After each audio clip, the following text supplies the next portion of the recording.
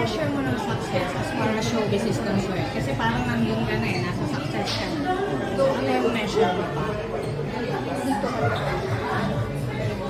I think when it comes to projects, I still want to do so many roles, of course. Like yung Magnisino Commander is my third na lead eh. So, syempre, as an actor, and also I'm a go-getter, gusto ko pa sanang maraming roles na magampanan. But I think ang gusto ko I feel like kasi sa simula, gusto mo yung mga ganung bagay. Gusto mo ng fame, gusto mo ng money, gusto mo ng mas maraming projects for the career. But I feel like as you grow older, you also want to inspire people.